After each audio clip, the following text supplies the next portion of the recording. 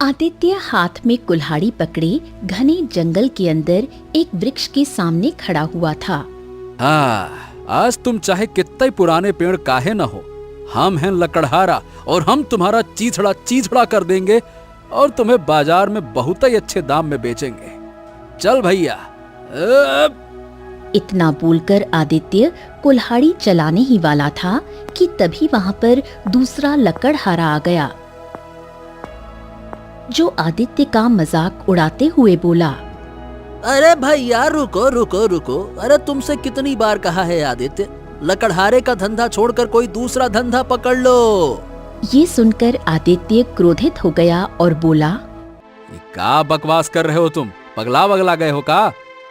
अरे सही तो कह रहा हूँ, तू अपनी लकड़ियाँ लेकर जब भी बाजार में जाता है कोई ग्राहक तेरी लकड़ियाँ नहीं खरीदता। थक हार कर तू अपनी लकड़ियाँ गांव में ही आधे पौने दाम में बेच देता है और गांव वाले भी तरस खाकर तेरी लकड़ियाँ खरीदते हैं कि कहीं तू भूखा ना रह जाए। और तू जितनी लकड़ियाँ काटता है ना, आधी ही बाजार में ले जा पाता है, कोई ना कोई मुसीबत टूट ही जाती है। ये सुनकर आदित्य निराश हो गया। हाँ, अब जो भी हो, लेकिन हमें विश्वास है कि एक ना एक दिन हमारी तकदीर के सितारे जरूर पलटेंगे। अरे कुछ लोगों की तकदीर कभी नहीं बदलती आदित्य, उनके सितारे गर्दिश में ही रहते हैं। तू गरीब था और गरीब ही रहेगा। हाँ। इतना कहकर दूसरा लकड़हारा आदित्य का मजाक उड़ाता हुआ वहां से चला गया।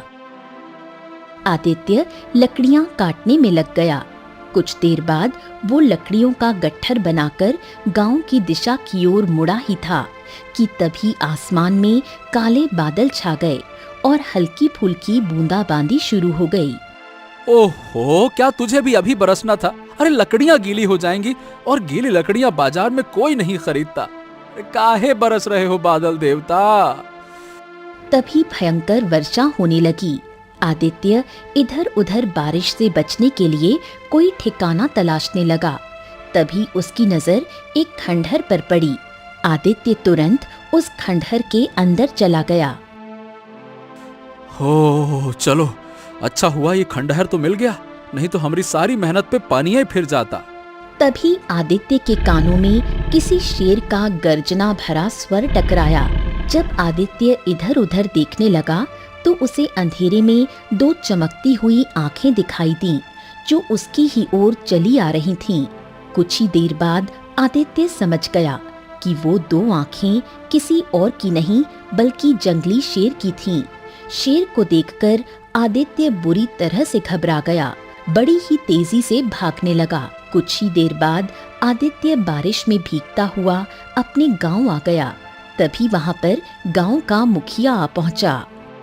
अरे आदित्य, क्या हो गया? क्या जंगल में कोई भूत ऊत देख लिया क्या, जो पागलों की तरह भागते हुए आए हो और आते ही सीमा पर गिर गए? अरे बारिश हो रही है, जल्दी से जाओ, घर चले जाओ।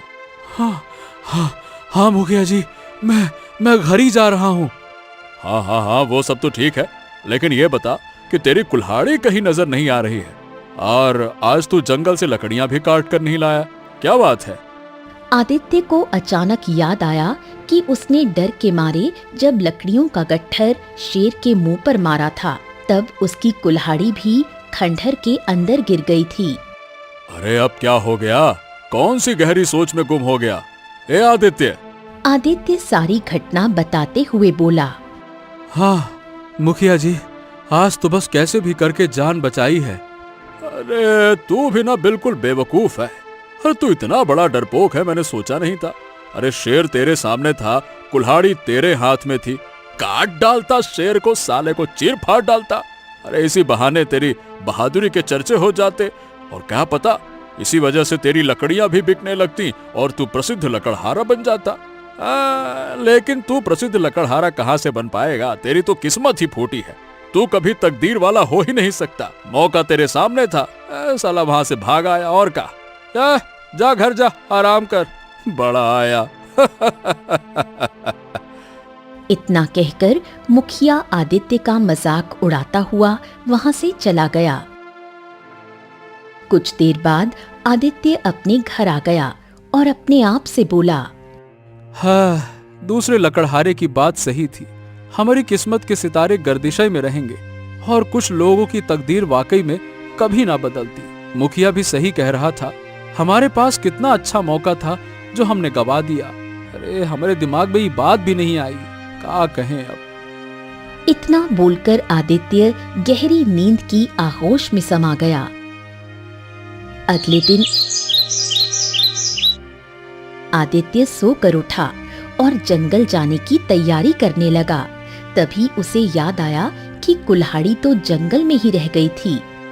अरे धात तेरे की, कुल्हाड़ी तो उसी ही खंडहर में है। अब तो सबसे पहले हमको जाकर उस खंडहर में कुल्हाड़ी को तलाशना होगा। अरे क्या कहे, अब तो हम जैसी फूटी किस्मत वाले को तो कोई दूसरा लकड़हारा कुल्हाड़ी भी उधार नहीं देगा। चल भाई। इतना बोलकर आदित्य जैसे ही घर से बाहर निकला, तभी उसकी प्रेमिका राधा वहां पर आ गई और गुस्से से आदित्य से बोली, लगता है मेरा तुमसे शादी करने का सपना अधूरा रह जाएगा। क्या हो गया राधा, तुम इतनी गुस्से में काहे हो? कल लड़के वाले देखने के लिए आए थे और मुझे पसंद करके चले गए हैं। आखिर तुम मेरे पिता से हमारी शादी की बात कब करोगे?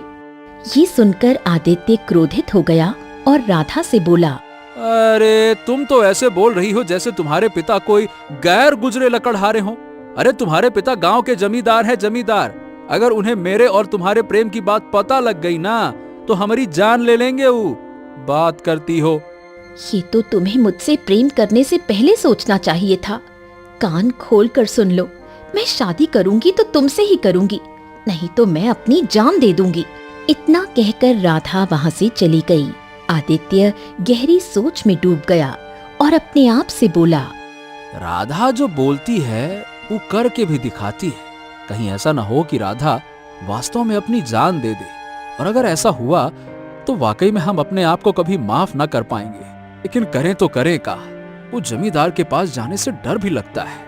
कुछ देर आदित्य गहरी सोच में डूबा रहा, फिर अपने आप से बोला, हाँ चलो, अब जो भी होगा, एक न एक दिन तो जमींदार को पता चलना ही है कि उसकी पुत्री हमसे प्रेम करती है। चलो फिर आज मुझ में और जमींदार में आर पार होकर ही रहेगा। चलो देखते हैं।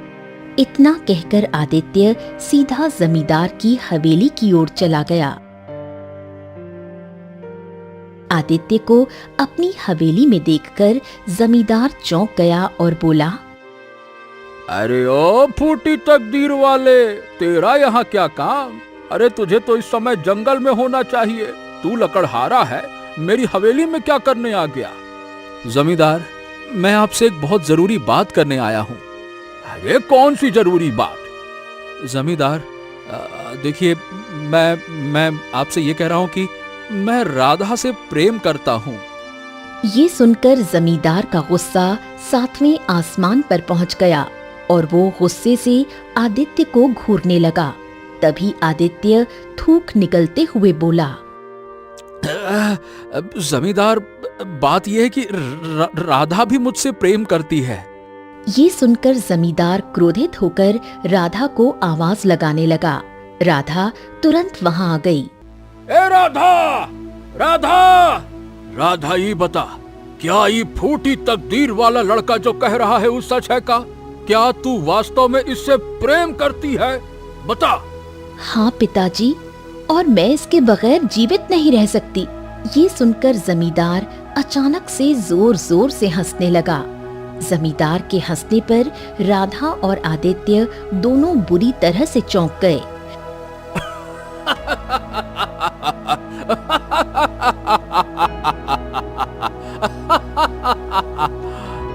आदित्य जमींदार को हंसते हुए देख धीरे से अपने आप से बोला, लगता है इस बात का गहरा सदमा लगा है जमींदार को। पगला गया है का? तुम तो सोच रहे होगे कि मैं पगला गया हूँ। अरे मैं पागल नहीं हूँ। मुझे हंसी इस बात पर आ रही है कि मुझे अब तक पता ही नहीं था कि मेरी बेटी का मानसिक संतुलन इतना खराब है। अगर मुझे पता होता तो मैं बचपन से ही अपनी बेटी राधा का इलाज किसी बहुत अच्छे चिकित्सक से करवाता, वो अब तक तो ठीक हो गई होती। पिताजी, ये क्या कह रहे हैं आप? मैं आदित्य से प्रेम करती हूँ और आप मुझे पागल बता रहे हैं। अरे तो बेवकूफ लड़की, तुझे प्रेम करने के लिए कोई और नहीं मिला क्या? अरे अगर प्रेम करना ही था तो किसी राजकुमार से करती, किसी राजा से करती, या फिर किसी अपनी ही हैसियत के किसी जमींदार के बेटे से करती ना। अरे अगर कोई नहीं मिलता तो हमारे गांव के मुखिया के बेटे रतन से ही प्रेम कर लेती, जिसके पास 200 बीघा जमीन है। और तुझे प्रेम करने के लिए मिला तो ये तकदीर का मारा, किस्मत का खोटा सिक्का, लकड़हारा, जिससे जंगल में लकड़ियां भी काटी नहीं जाती। जो अपना पेट नहीं भर सकता वो तेरा पेट क्या खाक भरेगा, हैं? जमींदार की बात सुनकर आदित्य के चेहरे पर उदासी छा गई और वो राधा की ओर देखकर बोला, अब हमने तुम्हारे पिता की बात का बुरा नहीं माना राधा। वैसे देखा जाए तो जो कुछ भी कह रहे हैं सच्चाई कह रहे हैं ना। उनका एक एक शब्द सही है। हम वाकई में एक फूटी तकदीर वाले ही तो हैं, और कहाँ हैं। इतना कहकर आदित्य वहाँ से जाने लगा। तभी जमींदार के दिमाग में पता नहीं क्या आया और वो आदित्य को रोकते हुए बोला, ये रुक आदित्य, जाते जाते एक और बात सुनते जा। देख, मैं अपनी पुत्री राधा से बहुत प्रेम करता हूँ, इसीलिए मैं उसकी पसंद का सम्मान करूंगा। लेकिन तुम ही बताओ, तुम्हारे पास न धन है न दौलत है, और ऊपर से तुम तो फूटी तकदीर वाले भी हो। मैं तुम्हें कैसे अपनी बेटी दे दूं, बताओ ना। चलो ठीक, इतना उदास मत हो। मैं तुम्हें 1 महीने की मोहलत देता हूँ। अगर तुम 1 महीने के अंदर मुझसे ज्यादा दौलतमंद बनकर दिखाओ तो मैं खुशी खुशी अपनी पुत्री का विवाह तुमसे कर दूंगा। जमींदार की बात सुनकर आदित्य हवेली से बाहर निकला। राधा जमींदार से बोली, पिताजी, 1 महीने के अंदर आदित्य आपसे ज्यादा धनवान कैसे बन पाएगा? देखो राधा, सीधी बात है कि होना तो ये चाहिए था कि जब मुझे पता लगा कि तू आदित्य से प्रेम करती है तो मैं आदित्य के हाथ पैर तोड़ देता। लेकिन फिर भी मैंने तेरे प्रेम का सम्मान किया। मैं तुम्हारा विवाह आदित्य से करने के लिए अभी भी तैयार हूँ।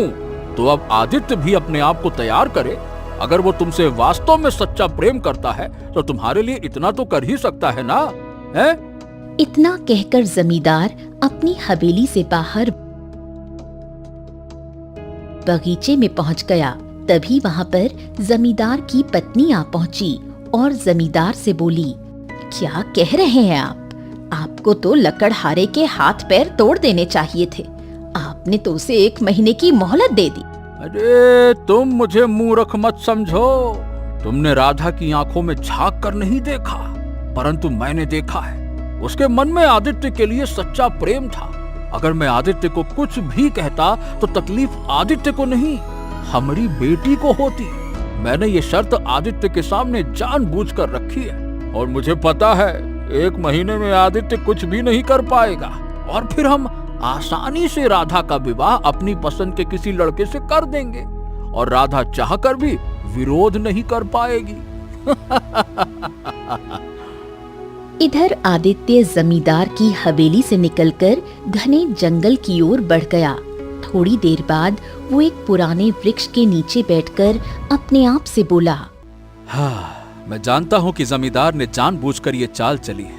अरे 1 महीने के अंदर मैं उससे अमीर भला कैसे हो सकता हूँ। चल भाई, आदित्य पहले अपनी कुल्हाड़ी तो ढूंढ, फिर लकड़ियां काटी जाए। मेरे पास तो इतना धन भी नहीं है कि आज शाम का खाना खा सकूं, और ये कहते हैं जमींदार साहब कि हमसे ज्यादा अमीर बन जाओ, वो भी 1 महीना में। इतना बोलकर आदित्य उसी खंडहर की ओर डरते डरते चला गया। खंडहर के बाहर खड़ा होकर आदित्य अपने आप से बोला, अरे पहले देख तो लूं, कहीं ऐसा न हो कि फिर से वही कल वाला शेर यहाँ खड़ा हो। आदित्य खंडहर के अंदर झांकने लगा, लेकिन उसे कोई दिखाई नहीं दिया। हाँ, उसे उसकी कुल्हाड़ी और लकड़ियों का गट्ठर जरूर नजर आया। जैसे ही आदित्य कुल्हाड़ी उठाने को आगे बढ़ा, तभी एक तेज धमाके की आवाज हुई। धमाका खंडहर के बाहर से आया था। आदित्य डर गया और डरते हुए जैसे ही बाहर निकला, सामने का दृश्य देखकर बुरी तरह से चौंक गया। एक विचित्र किस्म का पक्षी जो पूरा सोने का था और रंग बिरंगी किरणों से चमक रहा था, जमीन पर पड़ा दर्द से कराह रहा था।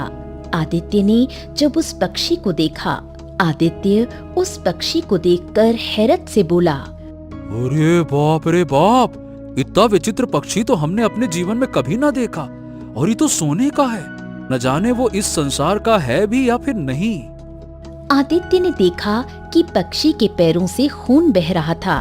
उसे उस पर तरस आ गया और वो दौड़ता हुआ पक्षी के पास गया और बोला, अरे रे रे रे रे रे रे, इसके पैर से तो खून बह रहा है। ओहो। आदित्य इधर उधर देखने लगा और झाड़ियों में से एक पत्ता तोड़कर उसे पीसकर पक्षी के जख्म पर लगाया। थोड़ी ही देर में पक्षी के पैरों से खून बहना बंद हो गया। अगले ही पल पक्षी ने अपने पंख फड़फड़ाए और उठकर बैठ गया। फिर वो इंसानी आवाज में आदित्य से बोला, हाँ, तुमने तो कमाल कर दिया। तुम्हें कैसे पता चला कि कौन सा पत्ता लगाने से जख्म ठीक हो सकता है? पक्षी के मुंह से इंसानी आवाज सुनकर आदित्य बुरी तरह डर गया। अरे अरे, मुझे देखकर डरो मत, मैं तुम्हें कोई नुकसान नहीं पहुंचाऊंगा। अरे नुकसान नहीं पहुंचाओगे? अरे पक्षी, तुम इंसानों की तरह बात कर रहे हो। न जाने तुम कौन हो? कहीं मैंने किसी राक्षस की मदद तो नहीं कर दी कि अभी रंग बिरंगी किरणों के साथ भेष बदलकर राक्षस बन जाओ, हैं? इतना कहकर आदित्य आकाश की ओर देखते हुए बोला, हे भगवान, कहीं हमने राक्षस की मदद तो नहीं कर दी और ये अब राक्षस में बदलकर हमको मार देगा। हे भगवान, हमको बचाओ, बचाओ। अरे अरे, बकवास बंद करो, मेरी बात ध्यान से सुनो। मुझे देखकर डरने की जरूरत नहीं है। तुम मुझे नहीं जानते। मैं एक ऐसा रहस्य जानता हूँ जो कोई नहीं जानता। देखो, मुझसे दोस्ती कर लो, तुम्हारी तकदीर के सितारे पलट जाएंगे। हाँ। पक्षी के आखिरी अल्फाज कानों में पड़ते ही आदित्य पक्षी से बोला, क्या बात कर रहे हो? वास्तव में हमारी तकदीर के सितारे तुमसे दोस्ती करने से बदल जाएंगे? हाँ हाँ, क्यों नहीं। मुझे अपने घर तो ले चलो पहले। देखो भाई, तुम सोने के बने हो। अगर मैं तुम्हें अपने गांव ले गया तो लोगों के मन में लालच आ जाएगा। अरे गांव के लालची लोग हमारे घर पे धावा बोल देंगे और हो सकता है कि मुझे तुमसे छीन कर ले जाएं और किसी राजा वाजा को इनाम में दे दें, भेंट में। हाँ। ओ, इसका मतलब तुम लालची नहीं हो। अरे मेरे दोस्त, अगर मैं लालची होता तो एक मामूली लकड़हारा ना होता ना फिर। तुम अपने आप को मामूली लकड़हारा मत कहो, विचित्र लकड़हारा कहो। तुमने एक सोने का पक्षी देखा, लेकिन तुम्हारे मन में लालच नहीं आया। तुमने उसकी मदद की और अब जब वो पक्षी तुमसे दोस्ती की बात कर रहा है तो तुम्हें डर लग रहा है कि कहीं कोई उसे नुकसान न पहुंचा दे। तुमने मुझे अपना दोस्त कहा है। विश्वास करो, मुझे छुपाकर जंगल से ले चलो। अगर जंगल में किसी की नजर मुझ पर पड़ गई तो तुम्हारी बात सिद्ध हो जाएगी। हो सकता है कोई मुझे पकड़कर ले जाए या मार डाले। आदित्य को अब उस पक्षी पर तरस आने लगा। वो धीरे से बोला, ठीक है, रात का अंधेरा हो जाने दो, फिर हम तुम्हें अपने साथ अपने घर ले चलेंगे, ठीक है? रात का अंधेरा होते ही आदित्य चुपके से उस पक्षी को अपने घर ले आया। पक्षी आदित्य का घर देखकर गंभीर स्वर में बोला, हो, तुम्हारी हालत तो बहुत ही ज्यादा खस्ता है दोस्त। अरे दोस्त, तुम तो कुछ नहीं जानते हो। ये सारा गांव ना हमको फूटी तकदीर वाला कहता है। हमारी किस्मत के सितारे तो हमेशा से गर्दिश में ही रहे हैं। क्या कहें अब। ये सुनकर पक्षी कुछ देर चुप रहा और फिर गंभीर स्वर में बोला, तब तो तुम्हारा विवाह होना भी बहुत मुश्किल है, क्योंकि जिसके नाम के आगे फूटी किस्मत लिखा हो उसे अपनी लड़की कोई नहीं देना चाहेगा। सो तो है। वैसे हो तो तुम पक्षी, लेकिन बोलते बिल्कुल मनुष्य की तरह हो। अरे हम भी कितने बुद्धू हैं, तुम तो इंसानी आवाज में बात ही कर रहे हो। कहाँ क्या कहे। खैर क्या कहें दोस्त, हमारी कहानी बहुत बड़ी है और बहुत दुख भरी कहानी है। आदित्य उसे आज की सारी घटना बताते हुए बोला, और जमींदार ने शर्त रखी है कि 1 महीने के भीतर मुझे उससे अधिक धनवान बनना होगा। अब बताओ भला तुम ही कि मैं 1 महीने में उस जमींदार से भी ज्यादा धनवान भला कैसे बन सकता हूँ। उसने ना बड़ी चालाकी से चाल चली है, ऐसी चाल चली है कि सांप भी मर जाए और लाठी भी ना टूटे। सही कह रहे हो, जमींदार बहुत ही ज्यादा चतुर है। वो दोनों काफी देर तक बातें करते रहे, लेकिन उन्हें पता नहीं था कि जमींदार उधर से गुजरता हुआ आ रहा था। आदित्य को किसी से बात करता देख वो चौंक गया और दरवाजे के पास रुककर स्वयं से बोला, अरे इतनी रात को आदित्य ये ससुरा बातें किससे कर रहा है? जहाँ तक मैं जानता हूँ आदित्य की तो गांव में किसी से दोस्ती भी ना है। हाँ, मैं भी कितना मूर्ख हूँ, उससे भला दोस्ती करेगा कौन? फूटी तकदीर वाले से दोस्ती कौन ही करेगा।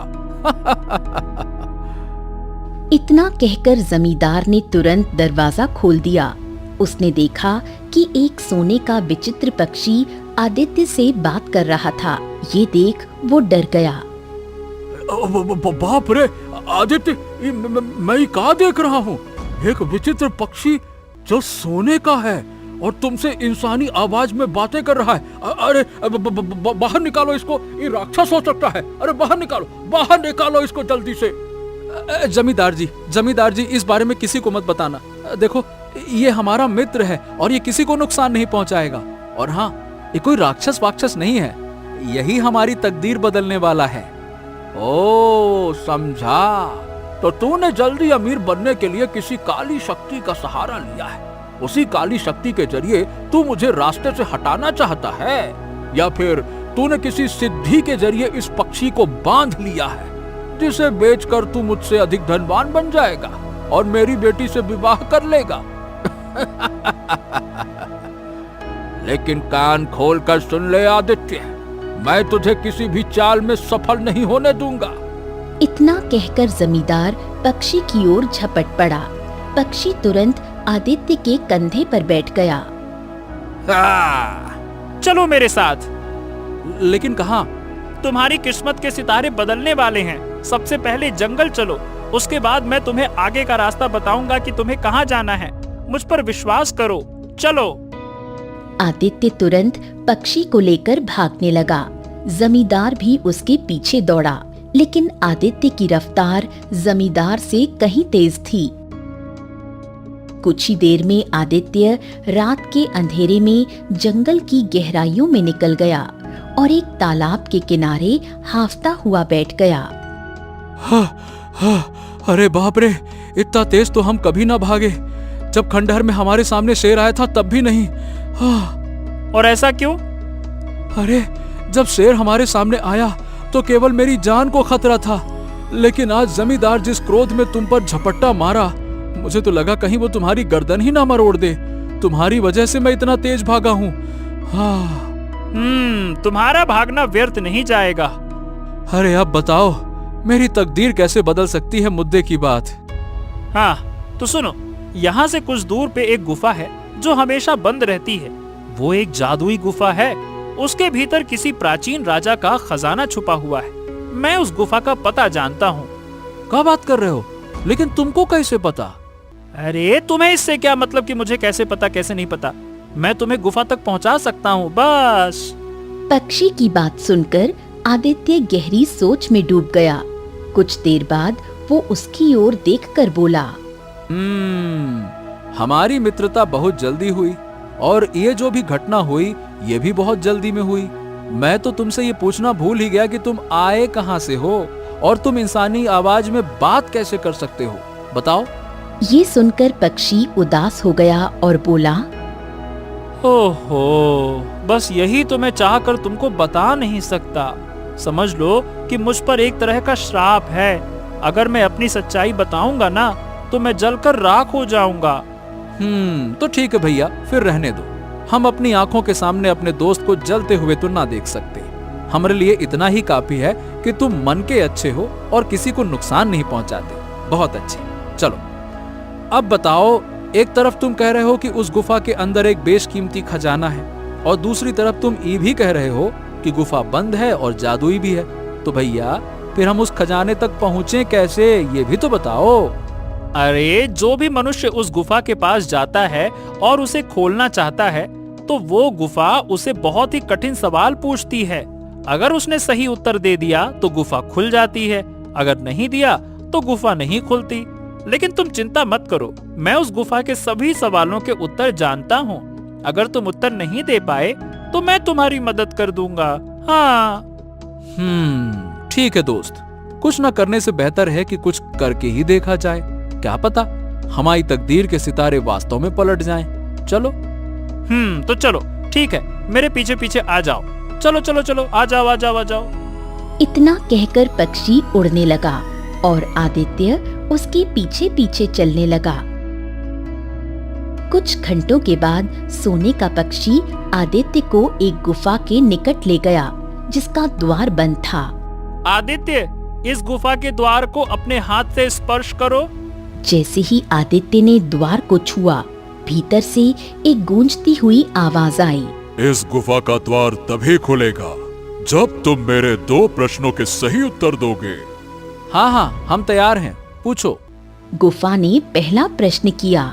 पहला प्रश्न, वो क्या है जो बांटने से बढ़ता है? प्रेम। दूसरा प्रश्न गूंजा।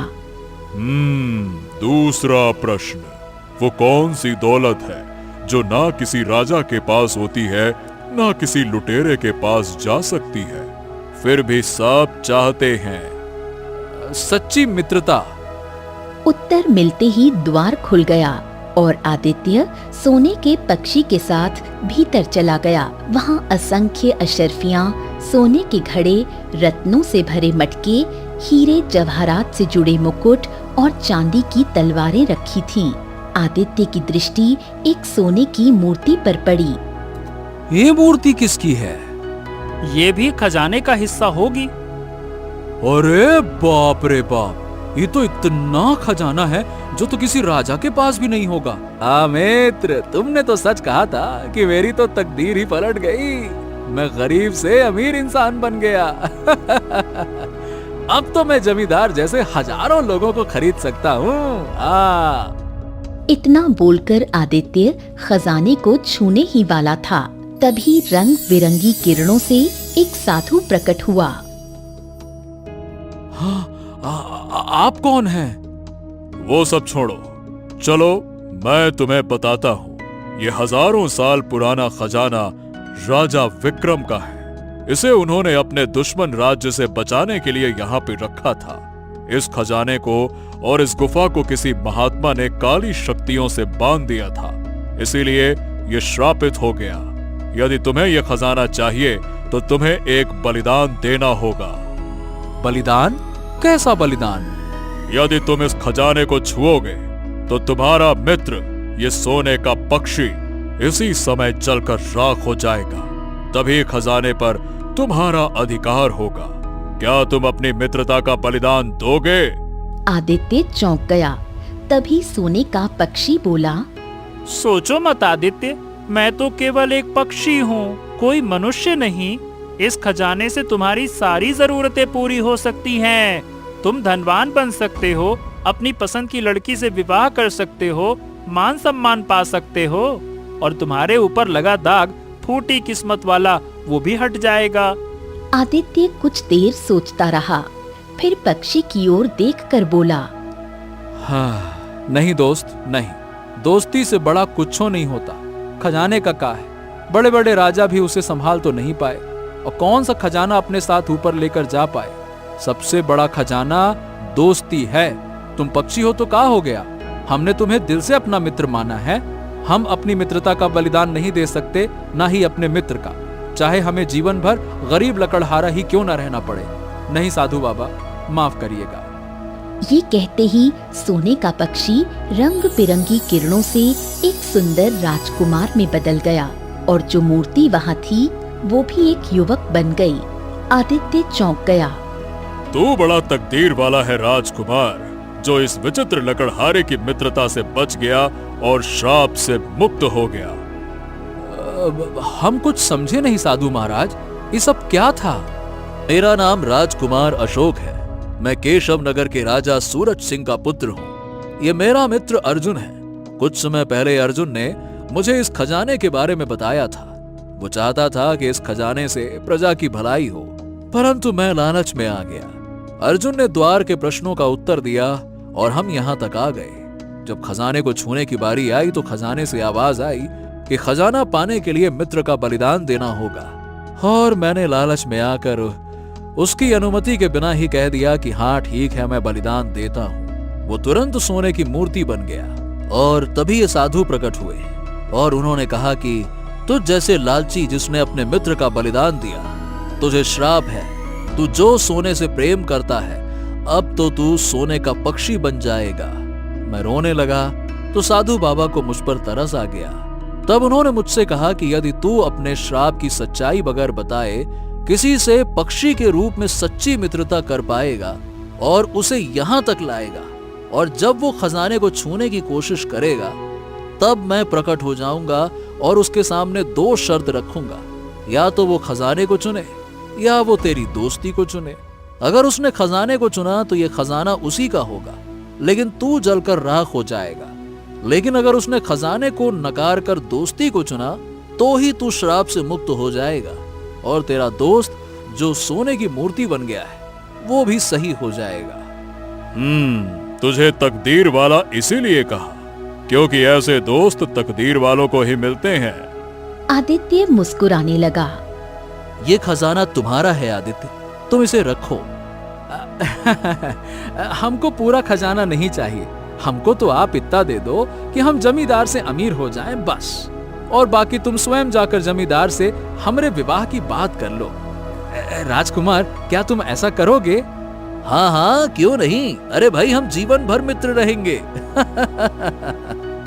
और मैं भी। अरे भाई, हमारी मित्रता इतिहास में मिसाल बनेगी, मिसाल। हाँ। साधु मुस्कुराते हुए रंग बिरंगी किरणों में गायब हो गया और राजकुमार खजाने का बड़ा हिस्सा लेकर महल चला गया। उसने आदित्य को भी बहुत सा धन दे दिया। फिर वो जमींदार की हवेली पहुंचा। अरे राजकुमार, आप? राजकुमार जमींदार को सारी घटना बताते हुए बोला, ये सब आपसे कहीं अधिक धनवान है, इसे ठुकराना आपकी भूल होगी जमींदार। ठीक है, हमको माफ कर दीजिएगा। मुझे नहीं पता था कि पक्षी के रूप में आप थे। मुझसे बहुत बड़ी भूल हो गई। मैं अपनी पुत्री राधा का विवाह आदित्य से करने के लिए तैयार हूँ। मुझे उसे अपना दामाद बनाने में बहुत खुशी होगी। हाँ। राजकुमार की आज्ञा से अर्जुन और राधा का विवाह संपन्न हो गया। इस प्रकार एक विचित्र लकड़हारा धनवान बना और एक तकदीर वाले राजकुमार से उसकी मित्रता हो गई। ऐसी ही और कहानियाँ देखने के लिए आप इस चैनल को सब्सक्राइब करें। धन्यवाद।